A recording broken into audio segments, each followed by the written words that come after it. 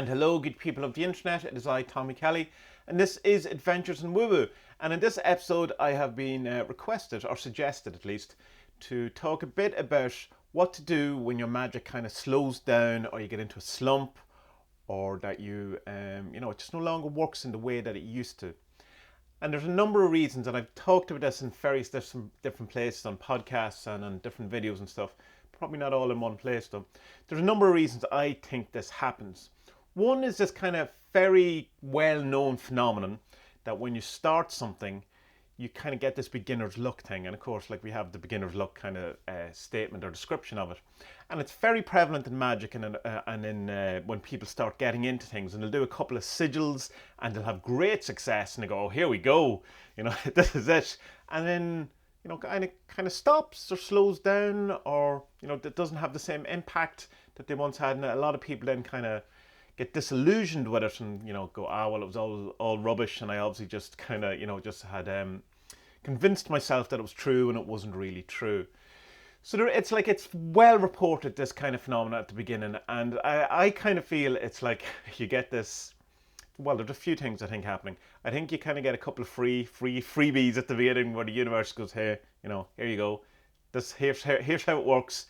And then after a couple of times, go, well, now you have to actually, go off and study and learn and do some of the work, do some of the things that you need to do in order to progress along the path. And so you don't get it as easy, maybe. The other thing is you go into it fearlessly and you absolutely just think that, you don't know enough about it to know what can go wrong. It's like if you, start playing, say, pool or something like that, and, you don't overthink it. You're not thinking angles. You're not thinking that. You're thinking getting the ball into the pocket, and you can do that.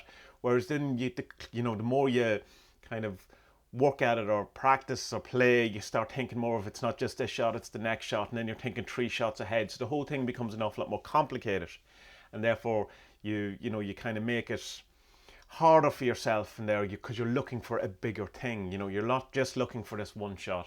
You're looking for a bigger picture, and I think some of that is kind of what's going on. There's also a thing that happens in art, which is this kind of idea of that you go through stages of thinking that I'm shit, and then I can't draw, and then then you get back to where you were. And what seems to be happening is that you have this notion of that your eye or your understanding or your appreciation of art gets better quicker than your technical ability. So you look at a drawing and go, oh, look at that arm, that's terrible, or look at those eyes, because your appreciation or your knowledge of what it should look like has gone up. Then you get to the technique, to match how you think your art should be, and then your eye progresses again further. So you keep going through stages of kind of thinking, all right, I'm okay, oh, I'm a terrible artist, oh, I'm okay, oh, I'm a terrible artist. But it's just that 2 parts of your brain are kind of progressing at different things. So that could be an element too. Another thing coming out of this kind of why it works at the beginning and why it doesn't maybe later on is the idea of beginner's mind. And we kind of tend to forget about the things that we've done in the beginning that made it work, which is why it's very important to keep a diary of all your workings, and you can look back, well, what was I doing at the beginning that I'm not doing now? And you'll be surprised at what lengths you used to go to in your initial stages that you just don't do now. Like, you do shortcuts now, or you just don't take things as seriously.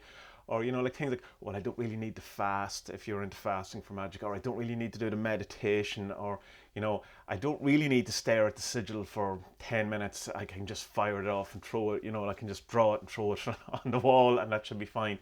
And you probably will notice that you did stuff differently than you do now. Maybe try some of the old stuff again, just to see if you can, get past this beginner, or get back to beginner's mind, where you were a bit more open to doing things not necessarily in the correct way, but in a less shortcutty way. That's not to say that, of course, you shouldn't find your own shortcuts. You can, but it's just if you're in a slump, or you're in a kind of thing where your magic isn't working, or anything you're working on. One of the main things I found in my life of why my magic stopped working, and it's kind of nearly a thing that I see in other people as well, but it's hard to kind of talk to other people about it, because you're basically telling them, sort your own shit out. But it's easier to talk about yourself, because it's your shit, and it's, in a sense, your thing to deal with.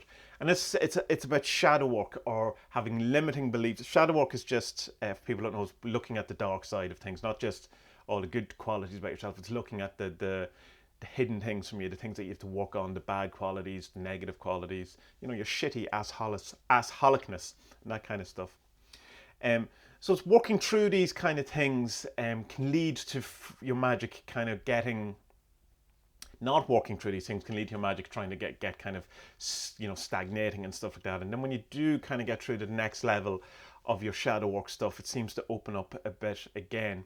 I did a video as well before about where I talked about where certain parts of your life that you're kind of avoiding can have knock-on effects in other parts of your life, and I find that to be very true. And I think the shadow work thing is an element of that. Whereas when you're ignoring one part of your development, say as a person, that it can have knock-on effects and can kind of block the energy man in other areas of your life that don't seem connected at all. And an example I give, there was a kind of an altercation I had with someone that I hadn't dealt with, that I was kind of going, I'm not dealing with that anymore. And it kept coming up in synchronicities and stuff, but I kept pushing it away. But it started affecting sales and my work and stuff like that. And they're not connected in any kind of way whatsoever. And then when I started, accepting the syncs and kind of just because it got really on the nose, and I was like, kind of go, you have to deal with this, start dealing with it.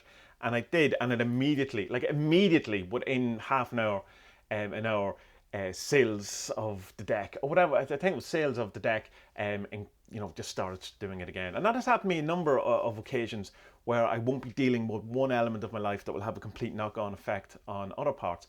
And also, you'll probably notice it in things where if you start worrying about stuff, that it also seems to have a kind of a negative blocking effect, on things. So this whole thing of just letting go, don't have lust for result, all of these things. There is something in it. I just think we have a kind of wrong idea of what the lust or result is, because you can torture yourself trying to keep something out of your mind. Don't think about it, don't think about it. And I don't think that's quite exactly what it is. For me, lust of result is, and trying to remove that, is to just the allowance of it, not obsess about it, but don't try to wreck your brain or destroy your head by saying, oh, I can't think about this, I'm not allowed to think about this, I'm meant to forget about it. That's my kind of take on that. So when you have all these kind of things that are elements to your magic, where you have your shadow work, you have even limiting beliefs that you can start bringing in, that you don't deserve this to happen. That at the beginning, when you're just kind of testing out magic and doing this kind of thing, you're not really kind of bringing any of your own shit to it, like your own limiting beliefs or your own kind of conditioning or whatever. You're just kind of going with it and go, oh, wow, this is crazy. And then when you go, oh, it works, and then all your limiting beliefs can start kicking in and go, oh, well, I'm not worthy of this. I don't deserve this. This is for, this is good things for free. This is positive stuff. Oh, no, I need to work for this.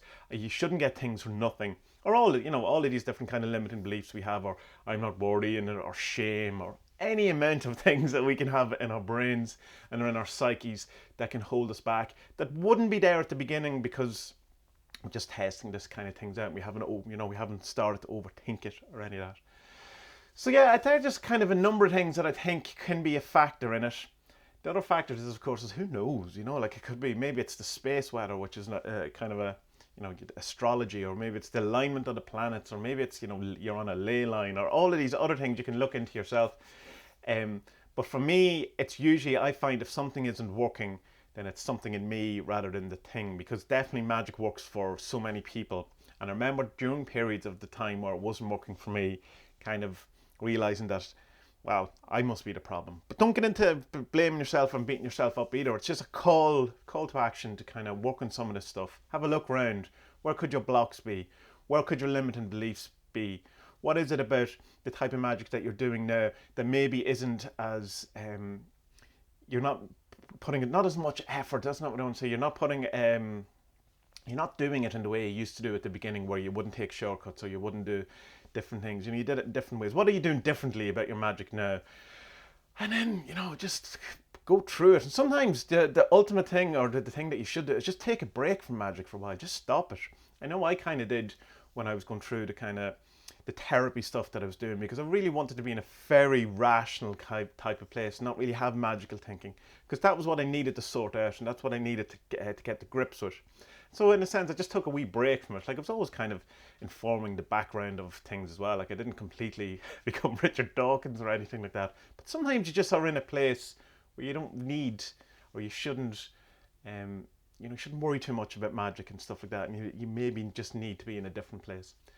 So all of that rambling is just to say that there's many reasons why your magic could be in a slump and why it slows down. And you're probably just going to have to work it out for yourself. But I would say keep a diary. It's, have a look at what succeeded for you, what didn't succeed for you. And have a look at your limiting beliefs. Have a look at beginner's mind. See if you're doing that kind of art thing where your eye or your appreciation of what, your level of technique is higher or lower than your actual technique. All of these type of things. And just persevere and just keep going and hope that it eventually comes back. It's the same with meditation though. You can go through different stages of, really getting insights and, really going, oh, this my meditation is practice or is a great practice. I'm in a great place. And then other days, or you could have weeks, years of it just being terrible or just monkey mind, brain, and you feel like you're back at the beginning or what's the point and all that. But it's part of the process. It's part of the game. And giving up is where you lose. So don't give up. Just keep at it. Keep doing your thing. And hopefully we all get there in the end. So, good people of the internet, until our next adventure, be well.